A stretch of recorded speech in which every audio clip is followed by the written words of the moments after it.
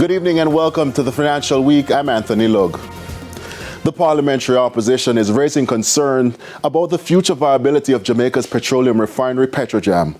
Opposition spokesman on energy Philip Paulwell raised the issue at today's Standing Finance Committee meeting in Gordon House.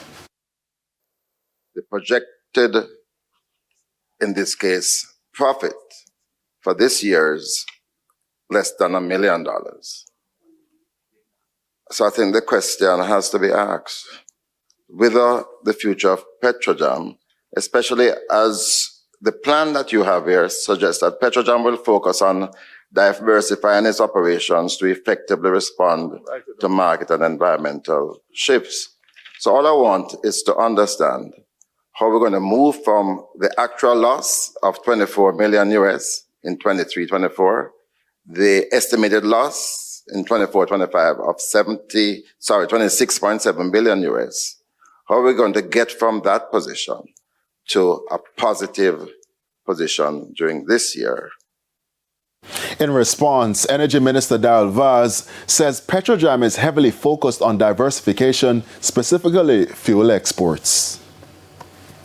It is projected to sell 1.5 million additional barrels in this financial year of fuel.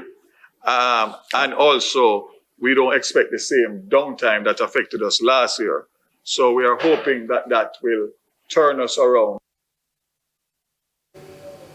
Banks and cambios are selling the US dollar for an average $157.85. The Canadian dollar is being sold for $110.29. The pound is going for $202.16, while the euro is selling for an average $173.60.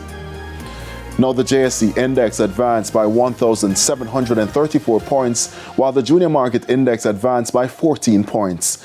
44 shares advanced today, led by Caribbean Cream, Dolphin Cove, Pulse Investments, Cygnus Credit Investments 10% preference shares, and Proven Group. The 43 declining shares included MFS Capital Partners, 138 Student Living, JPS 7% preference shares, Everything Fresh, and Knutsford Express. 23 shares traded firm. And that's the Financial Week. I'm Anthony Lugg. News from overseas and bite of the week after the break.